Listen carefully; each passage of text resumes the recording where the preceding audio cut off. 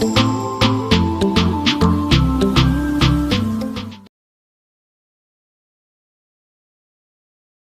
मातरम, भारत माता की जय। सभी प्यारे विद्यार्थियों को नमस्कार। आज अपन क्लास 12th की एनसीईआरटी बुक्स का चैप्टर नंबर 3 जो आव्यू है, जिसको इंग्लिश में बोलते हैं मैट्रिसेज या मैट्रिक्स, उसका अपन डिटेल से अध्ययन करेंगे। तो सबसे पहले अपन को ये जानना जरूरी है कि मैट्रिक्स क्या होती है। ये जो आव्यू होता है ये क्या होता है। तो ये क्या होता है कि इसकी परिभाषा लिख रहा हूँ, उससे आपको भी पता चल जाएगा। ये क्या होता है, वह आयताकार या वर्गाकार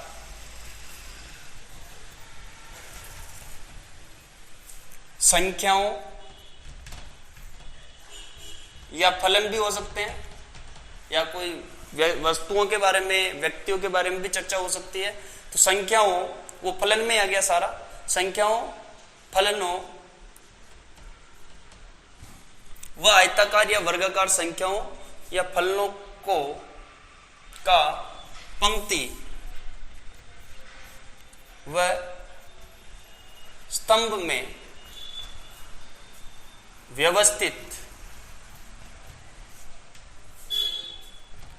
लिखा हो,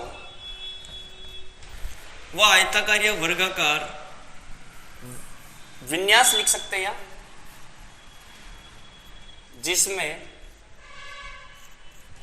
वह आयताकार या वर्गाकार विन्यास जिसमें संख्याओं या फलनों का पंक्ति व स्तंभ में व्यवस्थित लिखा हो, उसे अपन कहते हैं आव्यूह।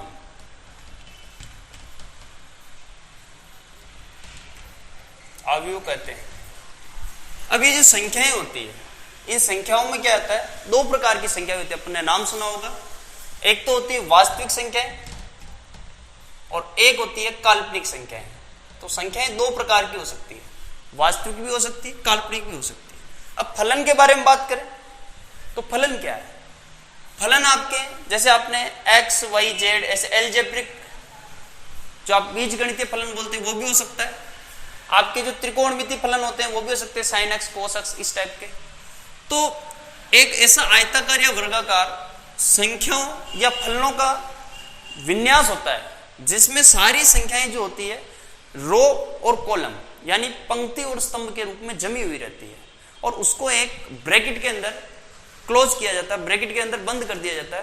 तो वो एक जो स्ट्रक्चर बनता है मैथमेटिकली, जो वो संरचना बनती है, वो आपकी कहलाती है मैट्रिक्स या आव्यूह। जैसे अब ये व्यवस्थित का मतलब क्या है। व्यवस्थित का मतलब, जैसे आपने क्लास 11 के अंदर जो समुच्चय वाली प्रश्नावली थी सेट, उसके अंदर आपने कंडीशन पढ़ी होगी कि भाई किसी भी सेट के लिए एक कंडीशन जरूरी है, वेल डिफाइंड, मतलब सुपरिभाषित संग्रह होना जरूरी है। उसी प्रकार इस मैट्रिक्स के लिए जो ये संख्याएं या फलन जो भी हो, इसका रो और कॉलम में जो अरेंजमेंट है वो होना बहुत जरूरी है। तो इसलिए इसमें अरेंजमेंट जरूरी है रो और कॉलम में संख्याओं का। तो जैसे मैं एक उदाहरण लेता हूं कि 2, 3, 5, 9, 4, 3, 1, 2, 5। अब ये संख्याएं लिख दी। इससे आप क्या समझ रहे हो, अभी ये केवल नॉर्मल संख्याएं हैं। तो अब ऐसी जो इस प्रकार की जो पंक्तियां, इसको कहते हैं पंक्ति, रो, इंग्लिश में लिखते हैं इसको रो। ये आपकी, ये भी रो, ये भी रो। तो इसको कह देंगे अपन रो 1, इसको कह देंगे रो 2, इसको कह देंगे रो 3, या हिंदी में लिखना चाहो तो इसको कहते हैं पंक्ति। इसी प्रकार ये जो ऐसे आपको स्ट्रक्चर दिख रहे हैं पिलर टाइप में, ये कहलाते हैं आपके स्तंभ। तो ये स्तंभ 1 हो गया। इसी प्रकार ये स्तंभ 2 हो गया। इसी प्रकार ये स्तंभ 3 हो गया। तो अभी आप इसको कुछ भी नहीं कर सकते, नॉर्मल संख्याएं हैं। लेकिन जैसे ही मैंने इन सभी संख्याओं को, जैसे 2, 3, 1, 5, 9, 2, 4, 3, 5, इन सभी संख्याओं को मैंने एक ब्रैकेट के अंदर बंद कर दिया, तो ये आपका जो स्ट्रक्चर बना, यही आपका कहलाता मैट्रिक्स। अब ये ब्रैकेट में आप ये वाला ब्रैकेट भी यूज कर सकते हो। जैसे आप हायर क्लासों में जाओगे, बीएससी या एमएससी वगैरह आप करोगे मैथमेटिक्स से, तो वहां पे आपको मैट्रिक्स में हो सकता है ऐसा वाला चिन्ह, ऐसा वाला ब्रैकेट यूज नहीं मिले, तो वहां पे ऐसा वाला ब्रैकेट का भी यूज किया जाता है कई सारी बुक्स में। 2, 3 1 5 9 2 4 3 5। तो इस प्रकार का जो छोटा अपन ब्रैकेट कहते हैं जिसको, तो इस वाले ब्रैकेट का भी यूज किया सकता है, इसका भी किया जा सकता है। अब यहां पे आप एक ध्यान रखना कि ऐसे नहीं कि आपने छोटा कोष्टक यूज कर लिया, बड़ा कोष्टक यूज कर लिया, तो आपने एक मझला कोष्टक के अंदर भी मान लो इन संख्याओं को लिख दिया, तो ये मैट्रिक्स के लिए गलत है, क्योंकि इस चिन्ह का यूज आप क्लास 11 में समुच्चय वाली जो प्रश्नावली चैप्टर जो पढ़ा था उसके अंदर इस वाले चिन्ह का आपने यूज कर लिया, इसलिए मझला कोष्टक वाले चिन्ह का अपन यहाँ पे कहीं पे यूज नहीं करेंगे। तो ये होती है आपकी मैट्रिक्स की संरचना। अब मैंने आपको बताया था जो संख्याएं होती है वास्तविक और काल्पनिक भी हो सकती है, तो मैट्रिक्स के अंदर इस प्रकार की संख्याएं भी आ सकती है, 2 3 आयोटा 5, या यहाँ पे मैंने आयोटा लिख दिया। इस प्रकार जो आयोटा वाली संख्याएं ये भी आपकी मैंने बताया था क्लास 11 में पढ़ी आपने, ये आपकी काल्पनिक संख्याएं होती है। तो मैंने यहाँ बताया संख्याएं वास्तविक भी हो सकती है, काल्पनिक भी हो सकती है, तो मैट्रिक्स में ऐसी चीजें भी आ सकती है। आपके फलन में फलन वाला मैट्रिक्स भी होता है, Z+3 5+T Y और X, ये भी आपका एक मैट्रिक्स है। इस प्रकार आप मैट्रिक्स कई प्रकार के बता सकते हो। एक उदाहरण जैसे 1 लिख दिया हमने 1, अब इसको भी आपने अगर इसके अंदर बंद कर दिया तो ये हो गई आपकी मैट्रिक्स 1। इसी प्रकार जैसे मैंने ये लिख दिया 0 0 0, ये भी आप अपने आप में एक मैट्रिक्स है। या फिर आप क्लास में बैठे हो, क्लास में भी एक आपको पता है कि पंक्ति और कॉलम यानी लाइनों में पंक्ति और कॉलम इस प्रकार से बैठा जाता है, तो इस प्रकार बैठा तो क्लास भी एक मैट्रिक्स हो गई, ये मैट्रिक्स का उदाहरण। तो इस प्रकार मैट्रिक्स से कई प्रकार से अपन समझ सकते हैं, यानी किसी भी संख्याओं या फलनों का आप रो और कॉलम में अरेंजमेंट करके उसको ब्रैकेट के अंदर बंद कर देते हो, तो ये कहलाता है आपका स्ट्रक्चर जो कहलाता है, ये मैट्रिक्स कहलाता है। अब अपन क्या करेंगे, ये मैट्रिक्स को अपन जो है ना, मैट्रिक्स को हमेशा अंग्रेजी वर्णमाला के कैपिटल लेटर से लिखा जाएगा। जैसे ये मैट्रिक्स है तो इसको अपन एक चीज का हमेशा ध्यान रखना, मैट्रिक्स को अंग्रेजी वर्णमाला के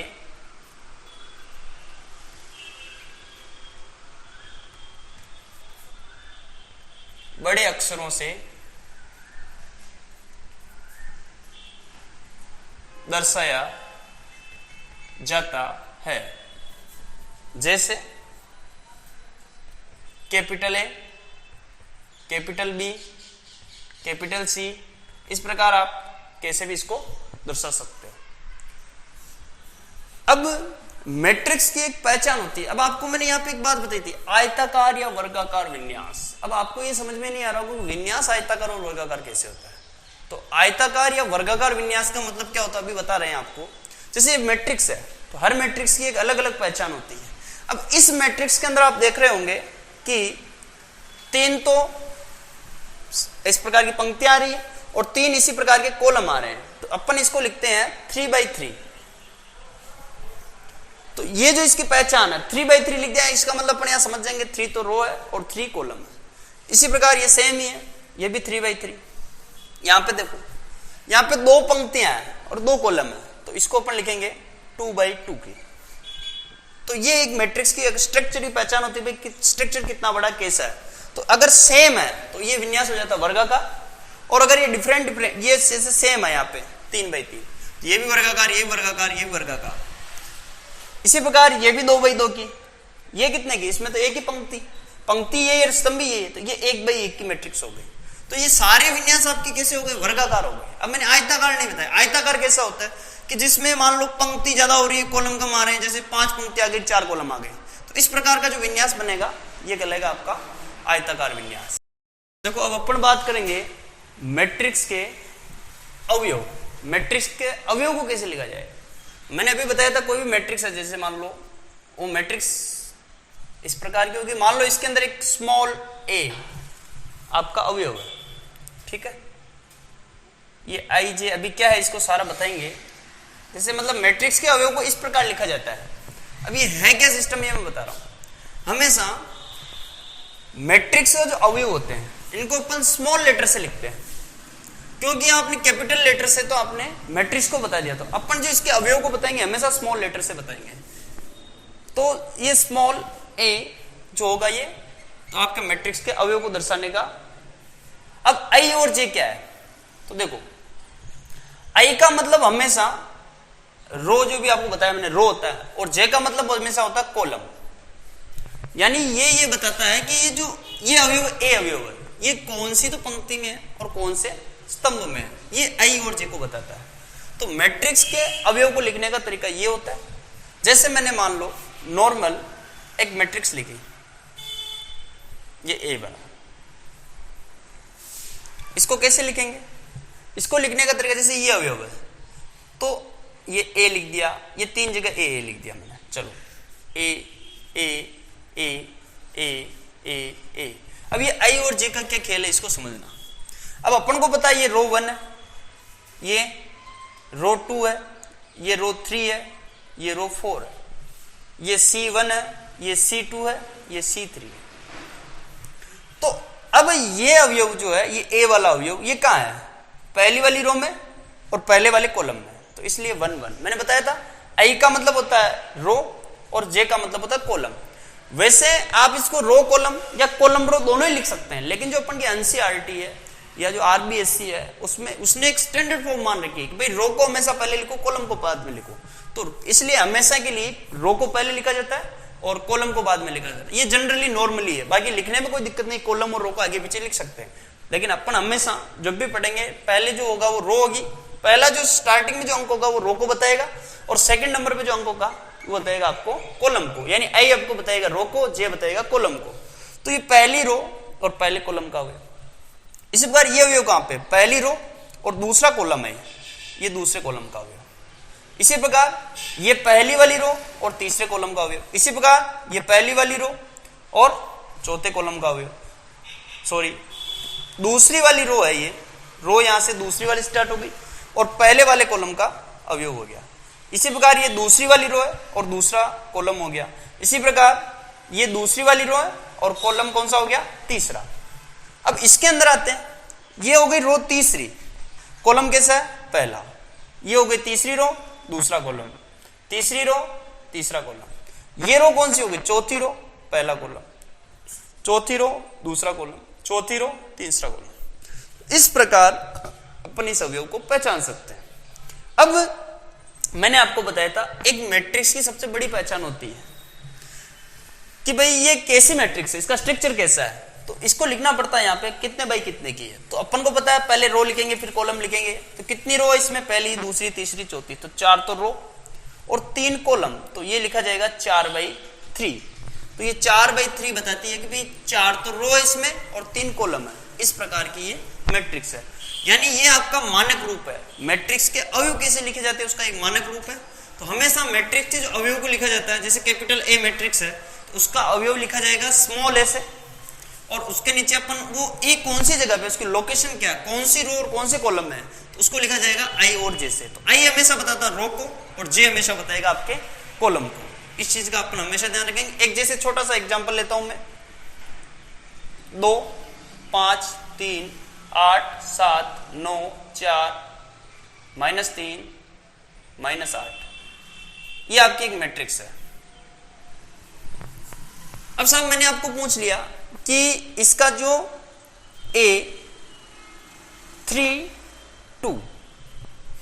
A32 वाला एलिमेंट जो है, ये अवयव है, इसको ये अवयव क्या होगा? ये सारे मैट्रिक्स के अवयव कहलाते हैं। जो मैट्रिक्स के अंदर जितने भी संख्या आएंगी सब इसके मैट्रिक्स के अवयव कहलाएंगे। मैंने बोल दिया A32 कहां है, तो अपन पहले जाएंगे तीसरी रो में और दूसरे नंबर के कॉलम में। तो पहली, दूसरी, तीसरी रो, ये तीसरी रो और इसका दूसरा कॉलम, पहला, दूसरा, ये वाला, यानी इसका आंसर हो गया -3। इसी प्रकार अपन कुछ भी बोल सकते हैं, A22। अब ये क्या बता रहा है कि भाई ये जो अवयव A है ये दूसरी रो और दूसरे कॉलम में। तो अब इस मैट्रिक्स में देखो दूसरी रो और दूसरा कॉलम कहां है? तो पहली रो, दूसरी रो, ये दूसरी रो हो गई और इसका दूसरा कॉलम कहां? ये हो गया। तो ये 7। तो ये हो गई आपके मैट्रिक्स के अवयव को दर्शाने का इसका तरीका हो गया। तो हमेशा मैट्रिक्स के अवयव को दर्शाया जाता है स्मॉल लेटर से और मैट्रिक्स को दर्शाया जाता है हमेशा कैपिटल लेटर से। इस अंतर का आप हमेशा ध्यान रखना। और आप चाहो तो यहाँ पे m × n भी लिख सकते हैं। फिर यहाँ पे मैंने बताओ ये m और n भी वापस रो और कॉलम को बताएंगे। m इस मैट्रिक्स के अंदर कितनी रो और इस कॉलम कितने हैं, तो m तो बताएगा इस मैट्रिक्स के अंदर रो की संख्या और n बताएगा इस मैट्रिक्स के अंदर कॉलम की संख्या। यहां पे पहले लिख सकते हैं अपन m जो है ये क्या है, पंक्ति की संख्या, और जो n है ये क्या हो गया आपके कॉलम की संख्या। तो आपकी जो मैट्रिक्स होगी मतलब m पंक्ति की संख्या बताएगी मैट्रिक्स में कितनी पंक्ति है कितने कॉलम है, और ये बताएगा आई और जे मतलब कौन सी पंक्ति और कौन से कॉलम में है। तो ये अपन के मैट्रिक्स के अवयव के बारे में अपन ने जान लिया। अब अपन बात करेंगे मैट्रिक्स की कोटि। किसी भी मैट्रिक्स की कोटि क्या होती है, ऑर्डर ऑफ मैट्रिक्स इंग्लिश में बोलते हैं इसको। तो ये होता है इसमें पंक्ति की जो संख्या होती है, किसी मैट्रिक्स की पंक्ति की संख्या इनटू कॉलम की संख्या, पंक्ति की संख्या इनटू कॉलम की संख्या, ये होती है उस मैट्रिक्स की कोटि, जो मैं आपको शायद पहले बता चुका हूं। मैंने आपको पहले लिखा था कि भाई पंक्ति की संख्या क्या है, आपने मान ली m और इसको मान लिया कॉलम की संख्या को n, तो यानी जो m इंटू n होता है वही आपकी क्या कहलाती है, मैट्रिक्स की कोटि कहलाती है। यानी अभी जो आप पहले लिख रहे थे 2/2, 3/4, 3/5, वो सारा जो सिस्टम था लिखने का वो कहलाती है आप उस मैट्रिक्स की कोटि। मतलब कोटि का मतलब उस मैट्रिक्स के स्ट्रक्चर के बारे में बताता है कि भाई कितने रो हो सकते हैं, इसमें कितने कॉलम। तो पंक्ति की संख्या इंटू कॉलम की संख्या, इंटू नहीं करना है, केवल पंक्ति की संख्या इंटू कॉलम की संख्या लिखना है, यही आपकी होती है मैट्रिक्स की कोटि। अगर आप इसको मान लो इंटू कर देते हो तो क्या होता है, तो इंटू करते पहले जो आंसर आएगा वो होता है आपके अवयवों की संख्या आ जाती है उसमें, भाई उस मैट्रिक्स के अंदर कितने अवयव। जैसे मान लो मैंने आपको एक एग्जांपल दिया 5 7 7 4 3 2, ये मैंने एग्जांपल दे दिया। ये एक मैट्रिक्स आपकी, इस मैट्रिक्स का नाम दे दो कैपिटल ए, हमेशा मैट्रिक्स को लिखा जाता है कैपिटल ए से। अब इसकी आप कोटि लिखनी है, तो यहां पे जो लिखते हो आप ये आपकी इसकी कोटि है। इस मैट्रिक्स की कोटि क्या होगी, तो इस मैट्रिक्स की कोटि हो गई आपके पास कितनी रो, इसमें ये पहली रो ये दूसरी रो, कॉलम कितने हैं, पहला कॉलम दूसरा कॉलम तीसरा कॉलम। तो पंक्ति की संख्या इंटू कॉलम की संख्या कर देंगे, तो पंक्ति की संख्या कितनी है 2 इंटू कॉलम की संख्या कितनी है 3, तो 2 इंटू 3, इस मैट्रिक्स की कोटि कितनी होगी 2 इंटू 3। अपन इसको इंटू नहीं बोलेंगे बाई बोलेंगे, 2/3 2/3। अब हो गया आपके पास, अगर आप इसको गुणा कर देते हो, गुणा करते ही जो आंसर आएगा मतलब 2 3 6, वो क्या होगा, जो आंसर आएगा वो आएगा अवयवों की संख्या। तो यहाँ पे अगर आपको ये मान लो कोटि के बाद पूछ लेंगे अवयवों की संख्या भी बताओ, तो अवयवों की संख्या क्या होती है, मैंने आपको बताया था जो मैट्रिक्स के अंदर कोष्टक ब्रैकेट के अंदर जो एलिमेंट होते हैं वही आपके अवयव है। तो आपके जो अवयवों की संख्या है वो क्या होगी, अवयवों की संख्या यहाँ पे इस मैट्रिक्स इसको गुणा कर दो, तो 2 इंटू 3 कितना हो गया 6, अवयवों की संख्या हो गई। या इसको ऐसे लिखो 2 इंटू 3 बराबर 6, तो ये 6 अवयव हो गए आपके पास। अब इसमें मैट्रिक्स में गिनो 6 अवयव क्या, 1 2 3 4 5 6। तो इस प्रकार अवयवों की संख्या लिखी जाती है, इस प्रकार आपकी कोटि लिखी जाती है। अवयव के प्रकार, अवयव कई प्रकार के होते हैं। अब मैट्रिक्स जो होती है किस किस प्रकार की होती है ध्यान देना। तो सबसे पहले प्रकार जो इसका होता है, सभी प्रकार की बात करते हैं, जो पहला प्रकार है वो आपका पंक्ति अवयव, इसको अपन बोलेंगे इंग्लिश में रो मैट्रिक्स। पंक्ति अवयव क्या होता है, सभी ध्यान देंगे, जो पंक्ति अवयव होता है यानी ऐसा अवयव जिसमें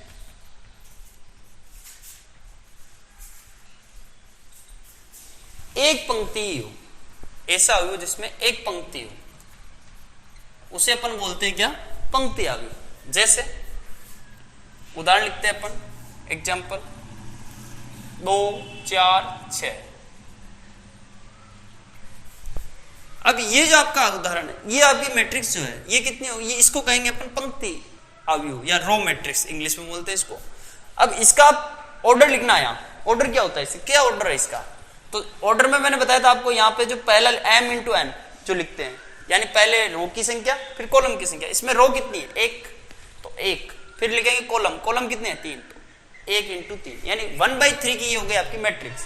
तो मैट्रिक्स का ऑर्डर भी लिखना आना चाहिए, और यहाँ पे इसके प्रकार में मतलब पंक्ति अवयव कैसे आए, पंक्ति अवयव क्योंकि इसके अंदर एक ही पंक्ति है, तो ऐसी मैट्रिक्स जिसके अंदर एक ही रो या एक ही पंक्ति, उसको कहते हैं अपन पंक्ति अवयव। अब दूसरा प्रकार हो गया, दूसरे प्रकार पे आते हैं अपन। इसी प्रकार स्तंभ अवयव, पंक्ति अवयव के जैसे जैसे होता है स्तंभ अवयव। स्तंभ अवयव क्या होता है? तो ऐसा अवयव जिसके अंदर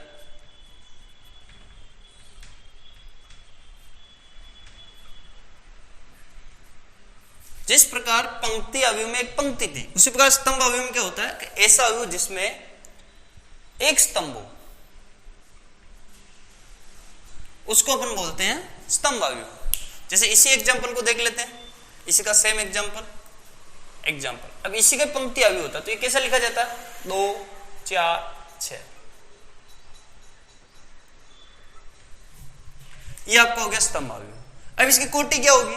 कोटि मैंने बताया था कितनी, तो पहले रो लिखेंगे फिर कॉलम लिखेंगे। इसकी रो कितनी हो गई? पहली, दूसरी, तीसरी, 3 तो रो हो गई। कॉलम कितने हो गए? 1 कॉलम हो गया। तो 3 × 1 या 3/1 की हो गई मैट्रिक्स। तो स्तंभ अवयव ऐसा अवयव जिसके अंदर केवल आपके पास एक स्तंभ हो, तो उसको कहते हैं, यानी एक कॉलम हो, उसको कहते हैं अपन स्तंभ अवयव। तीसरे प्रकार की बात करते हैं।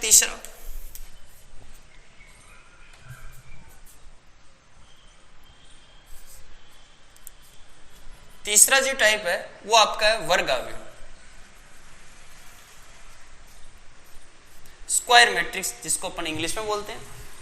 वर्ग अवयव क्या होता है? तो ऐसा अवयव जिसमें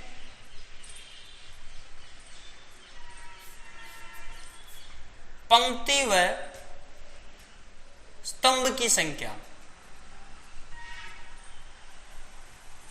समान हो या बराबर हो, ऐसा अवयव या ऐसी मैट्रिक्स जिसमें पंक्ति और जो स्तंभ की जो संख्या होती है वो क्या होती है? समान होनी चाहिए, तो उसको कहते हैं अपन वर्ग अवयव।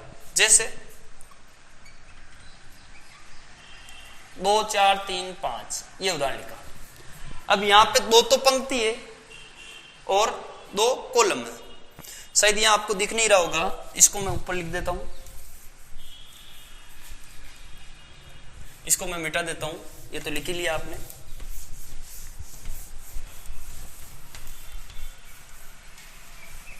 तो अभी मैंने आपको बताया था स्क्वायर मैट्रिक्स जो वर्ग अवयव ये क्या होता है?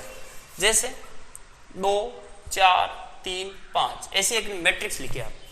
अब यहां पे रो देखो आप, कितनी तो रो? 2 रो है और 2 कॉलम है, तो ये 2 रो 2 कॉलम, तो 2/2 की मैट्रिक्स हो गई। तो यहां से अपन को ये पता चल रहा है कि इसमें रो और कॉलम दोनों बराबर है। इसका मतलब इसको अपन कैसी मैट्रिक्स कहेंगे?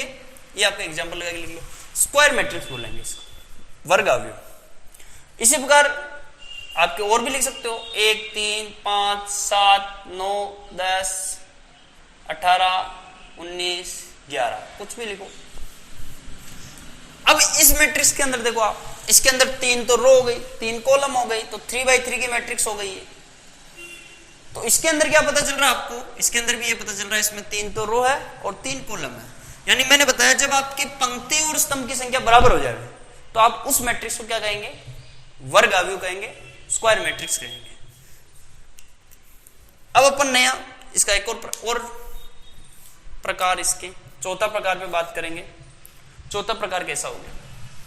तो अगला प्रकार हो गया इसका विकर्ण अवयव।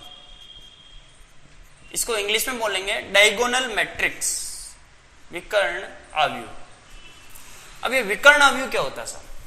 तो विकर्ण अवयव, तो इसके अंदर क्या होता है कि ऐसा अवयव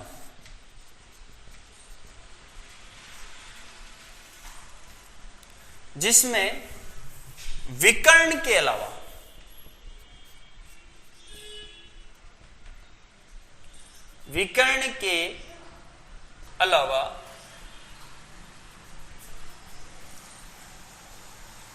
अन्य अवयव शून्य हो। मतलब ऐसी मैट्रिक्स जिसमें विकर्ण के अलावा जो अन्य जितने भी अवयव वो सारे क्या होने चाहिए? शून्य हो, तो ये कहलाता है आपका विकर्ण अवयव। जैसे इसका अपन एग्जांपल देखते हैं।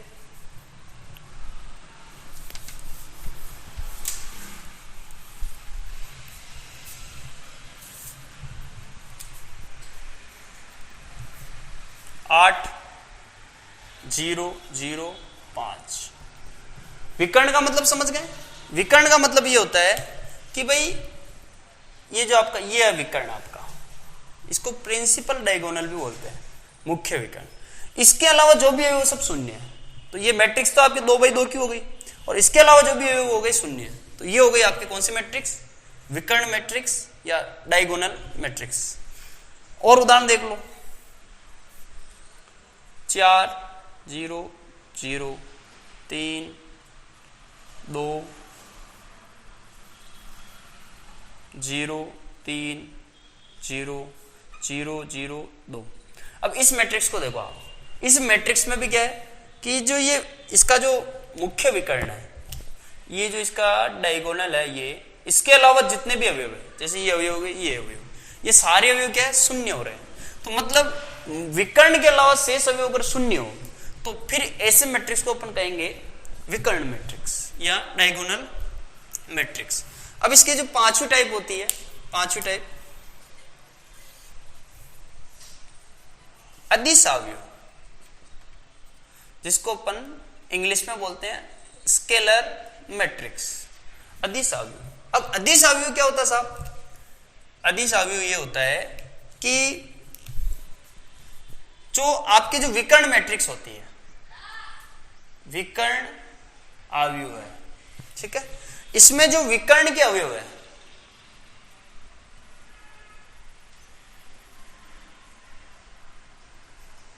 ये क्या होने चाहिए? समान होने चाहिए। कोई भी विकर्ण अवयव है, मतलब कोई ऑलरेडी विकर्ण मैट्रिक्स है, तो उसके जो शेष सभी अवयव है वो अगर शून्य हो जाए, विकर्ण के अलावा जो शेष अवयव वो शून्य हो जाए और विकर्ण के अवयव सेम है, तो वो कहलाएगी आपकी अदिश अवयव। अब अदिश अवयव का अपन एग्जांपल देखते हैं, ऊपर लिख देता हूं मैं।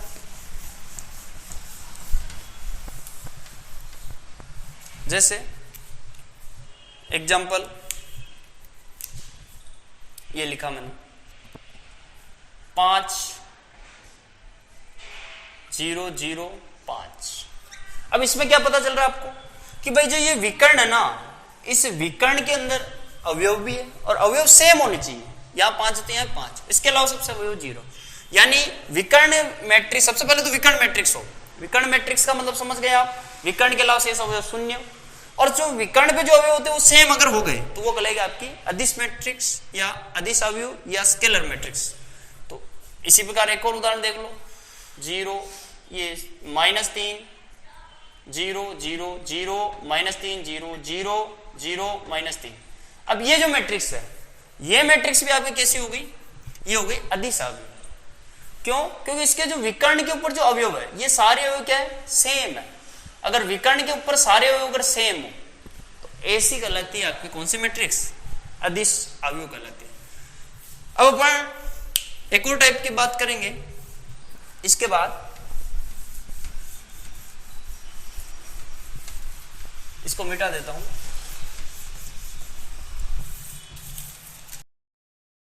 छठी टाइप हमारी इकाई अवयव। तो ये क्या होता है? ऐसा अवयव, अभी आपने पढ़ा ना, ऐसा अदिश अवयव या कोई सा भी अवयव जिसमें मुख्य विकर्ण के अवयव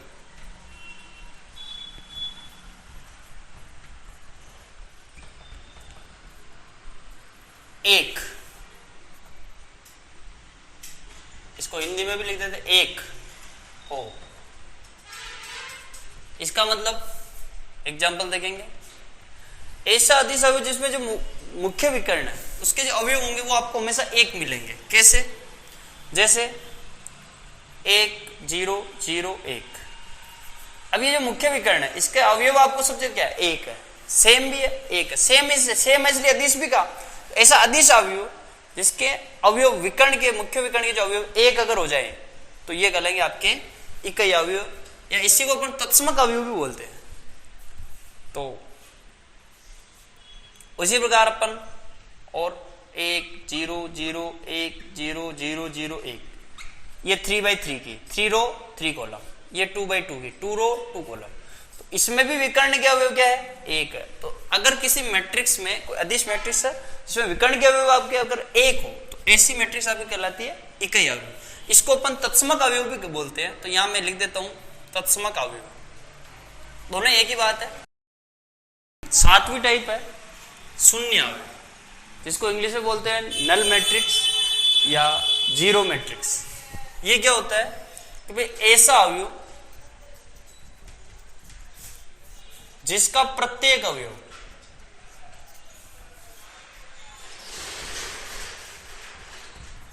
शून्य हो, उसको अपन बोलते हैं जीरो मैट्रिक्स, नल मैट्रिक्स या शून्य अवयव। जैसे एग्जांपल मैंने जीरो लिख दिया, ये ब्रैकेट में, ये भी एक शून्य मैट्रिक्स 1 by 1 की है, 1 रो 1 कॉलम, ये लिख दिया मैंने, ये भी एक शून्य मैट्रिक्स है। ये हो गई 2 तो रो 2 कॉलम। इस प्रकार जो भी मैट्रिक्स जिसके प्रत्येक अवयव शून्य हो गया वो कहलाता है आपकी शून्य अवयव। इसके बाद अब आपको कंफ्यूजन ये होगा कि इतने सारे अवयव याद कैसे रहेंगे। देखो प्यारे बच्चों, अब आपको मैं एक तरीका बताता हूं कि भाई आप जो ये मैट्रिक्स इतने सारे मैंने जो भी आपको परिभाषाएं या प्रकार बताए, इन सबको आप याद कैसे रखो। इनको याद करने का तरीका है मतलब 4-5 तो आपको ऐसे याद हो जाएगी मौके, इनको रटना नहीं है, क्या लिखना अपनी पसंद। अब जैसे ये मैंने एक मैट्रिक्स लिखी, ठीक है। अब इस मैट्रिक्स को ये कितने बाई कितने की, इसका ऑर्डर लिखेंगे अपन, इसकी कोटि लिखेंगे। ये 3 by 3 की है, तो ये 3 by 3 इसका ऑर्डर हो गया। तो इसकी रो और कॉलम समान है, तो इसको अपन कहेंगे वर्ग अवयव, या इसको अपन इंग्लिश में इकाई मैट्रिक्स भी बोल सकते, ये स्क्वायर मैट्रिक्स भी बोल सकते हैं। ये आपका हो गया वर्ग अवयव, स्क्वायर मैट्रिक्स। इसके बाद जैसे मैं आगे चला, मैंने क्या किया कि भाई ये जो विकर्ण के अवयव है इनको रख लिया मैंने, और बाकी के अवयव को मैंने क्या कर दिया, जीरो कर दिया। तो अब इस समय ये जो ये मैट्रिक्स है ये 3 by 3 की है, तो इस समय आपके पास केवल विकर्ण के ऊपर अवयव और तीनों सेम ही नहीं है, तो ये आपके कहलाएगी विकर्ण अवयव, या इसको अपन बोलते हैं डायगोनल मैट्रिक्स इंग्लिश में। जस्ट थोड़ा सा आगे गया, अब क्या करेंगे कि जो ये डायगोनल है, इसका जो विकर्ण है, मुख्य विकर्ण, इसके अवयव अगर सेम आ जाए, जैसे ये भी 5 है, 0 0 0, ये भी 5 है, 0 0, ये भी 5 है। मैट्रिक्स तो 3 by 3 की, क्योंकि 3 कॉलम 3 रो। तो इस समय विकर्ण के सभी अवयव सेम हो गए, तो अब ये कहलाएगी आपकी अदिश अवयव, या इसको अपन बोल देते हैं स्केलर मैट्रिक्स। जस्ट थोड़ा सा आगे गए, अब इसके जो विकर्ण के ऊपर जो अवयव है, ये अगर सारे अवयव एक हो जाए, ये हो गया, तो ऐसी मैट्रिक्स आपकी कैसी मैट्रिक्स कहलाएगी, ये मैट्रिक्स क्या कहलाएगी, ये भी 3 by 3 की है, तो इसको कहते हैं अपन इकाई अवयव या यूनिट मैट्रिक्स। तो ये आपको 4 मैट्रिक्स ऑटोमेटिकली इस आपको तरीके से याद हो सकती। कैसे, जैसे ये उदाहरण लिया, तो ये इसकी रो कॉलम सेम है, यानी वर्ग अवयव है आपका, इसको स्क्वायर मैट्रिक्स बोलते हैं। इसके बाद क्या होगा, इसके विकर्ण के ऊपर अवयव हो और बाकी के सब शून्य हो, तो ये विकर्ण अवयव हो गया, जिसको अपन डायगोनल मैट्रिक्स भी बोलते हैं। इसके जस्ट आगे गए और विकर्ण के ऊपर अवयव और सेम है, तो ये कहलाएंगे आपके अदिश अवयव, इसको इंग्लिश में बोलते हैं स्केलर मैट्रिक्स। और इसके बाद जैसे आगे गए, अपन को विकर्ण के ऊपर अवयव 1 मिला और बाकी के अवयव शून्य मिले, तो ये कहलाएगी आपकी इकाई अवयव या यूनिट वेक्टर। तो ये हो गए आपके अवयव के सारे प्रकार। अब अपन बात करेंगे जो मैट्रिक्स होती है उसकी समानता के बारे में। इक्वलिटी ऑफ मैट्रिक्स, अवयव की समानता, ये क्या होती है। तो इसके लिए 2 कंडीशन होनी चाहिए। 2 कंडीशन कैसी कि पहला, समान कोटि का अवयव होना चाहिए।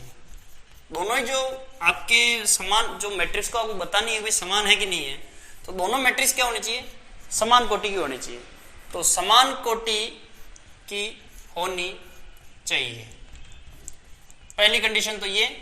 तथा दूसरी कंडीशन ये है कि जो पहली मैट्रिक्स में जो अवयव है उसी के संगत उसी जगह पे उसी प्रकार का अवयव दूसरी मैट्रिक्स में होना चाहिए। तो इनके क्या होते हैं, संगत अवयव। जो संगत अवयव होंगे ये क्या होंगे, ये भी क्या होना चाहिए, समान होने चाहिए। यानी समान कोटि की होनी चाहिए एक तो मैट्रिक्स दोनों, और तो उनके संगत अवयव भी कैसे होने चाहिए, समान होने चाहिए। तो ऐसी मैट्रिक्स दोनों क्या कहलाती है, समान मैट्रिक्स कहलाती है, इक्वल कहलाती है। तो जैसे अब मैं आपको उदाहरण देता हूं दो, एक ए मैट्रिक्स ली मैंने, ए मैट्रिक्स का एक उदाहरण 2 3 1 4, और एक और मैट्रिक्स ले ली मैंने 2 3 1 4 2 3। बताओ, एक ए मैट्रिक्स, ये बी मैट्रिक्स। अब आप मुझे बताओ क्या ए मैट्रिक्स और बी मैट्रिक्स बराबर है क्या, इसको आप क्या समान मैट्रिक्स कहोगे क्या? तो इसको अपन समान मैट्रिक्स नहीं कह सकते, ये इक्वल मैट्रिक्स नहीं है। क्यों? क्योंकि देखो इसके आप ऑर्डर लिखोगे ये 2/2, इसका ऑर्डर लिखेंगे ये कितने की है, 2 रो है 3 कॉलम है, तो इसका ऑर्डर हो जाएगा 2/3, यानी 2 रो 2 कॉलम, इसके अंदर 2 रो, इसके अंदर 2 रो 2 कॉलम, इसके अंदर 2 रो और 3 कॉलम। यानी अब मैं आपको कहूं क्या ए इक्वल बी है क्या? क्या आप ए और बी को बराबर बता सकते हो क्या? तो इसको बराबर नहीं बता सकते हैं, ये नॉट इक्वल है। क्यों? क्योंकि मैंने पहली कंडीशन बताई थी दोनों मैट्रिक्स क्या होनी चाहिए, समान कोटि की होनी चाहिए। यहाँ पे इसकी कोटि ये 2/2 की, ये 2/3 की, दोनों ही कोटि अलग अलग, इसलिए समान हो ही नहीं सकती। तो सबसे पहले समान होने के लिए क्या होना चाहिए, कोटि बराबर होनी चाहिए। तो ये नॉट इक्वल हो गई। एक और उदाहरण लिया, जैसे मैंने ए मैट्रिक्स ली 1 2 3 और 4, और एक बी मैट्रिक्स ले ली मैंने 1 2 3 0। अब बताओ मुझे क्या ए और बी बराबर है क्या? ए मैट्रिक्स और बी मैट्रिक्स को आप बराबर कहेंगे क्या? तो अभी भी अपन इसको ए नॉट इक्वल बी ही कहेंगे। क्यों? क्योंकि इसका 3 अवयव तो बराबर आ रहे हैं सेम टू सेम। लेकिन जैसे पहले ये जो पहली 1-1 कंडीशन पे, यहाँ पे भी ये 1-1 कंडीशन पे सेम है, 1-2 कंडीशन पे, यहाँ पे 1-2 कंडीशन वाला भी सेम है।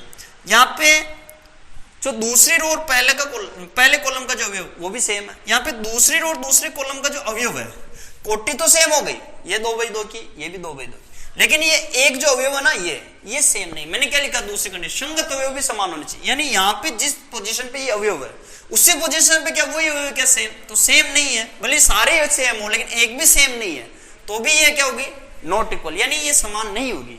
अब मैं तीसरा उदाहरण लेता हूं, जैसे ए बराबर, अगर मान लो ये ऐसा हो 0 2 1 3, और एक और मैट्रिक्स ले ली मैंने 0 2 1 3। बताओ क्या ये अब आपके पास ये जो दोनों मैट्रिक्स है, क्या ये इसको आप इक्वल बोलोगे? तो ये आपकी दोनों मैट्रिक्स कैसी होगी, इक्वल होगी। क्यों? क्योंकि इनके देखो ऑर्डर भी सेम है, ये भी 2/2 की, ये भी 2/2 की, और देखो ये वाला अवयव सेम है, ये वाला अवयव सेम है, ये वाला अवयव सेम है, और ये वाला अवयव सेम है। यानी इस कंडीशन में मैं बोलूंगा ए बराबर बी। यानी जब आपके पास दोनों मैट्रिक्स के अंदर संगत अवयव भी बराबर हो और उनकी कोटि भी बराबर हो, तो ऐसी दोनों मैट्रिक्स कहलाएगी आपकी समान मैट्रिक्स कहलाएगी। तो आपके अवयव समान होने के लिए दोनों कंडीशन होना जरूरी है। अब जैसे मैं आपको एक छोटा सा एग्जांपल दे दूं कि मैंने लिख दिया x y z t, ये लिख दिया, और इसके बराबर में एक मैट्रिक्स दे दी मैंने 2 3 5 7। अब मैं बोल दूं आपको x y z t के मान ज्ञात करो, तो अपन को पता है कि भाई दोनों मैट्रिक्स बराबर है तो उसका संगत अवयव बराबर होंगे। जो यहाँ पे 2 तो यहाँ पे 2 ही होगा, इसका मतलब x का मान यहाँ पे क्या हो गया 2, यहाँ पे 3 है तो यहाँ पे भी 3 ही होगा, तो y का मान 3 आ गया। यहाँ पे 5 है तो समान जब होगी जब यहाँ पे z पे भी 5 होगा, तो z का मान 5 हो गया। यहाँ पे 7 है तो यहाँ पे भी 7 होना जरूरी, तो t का मान आपके पास हो गया 7। तो ये इस प्रकार अपन x y z, यानी ऐसे अपन इक्वलिटी की कंडीशन से कुछ आपको मैट्रिक्स के मान भी निकाल सकते हैं। ये अभी तक जो अपन ने पढ़ा चैप्टर 3.1 का बेसिक पढ़ा था। अभी अपन चैप्टर 3.1 के बेसिक के बारे में पढ़ रहे हैं। अब अपन स्टार्ट करेंगे इसके बाद नेक्स्ट चैप्टर 3.2।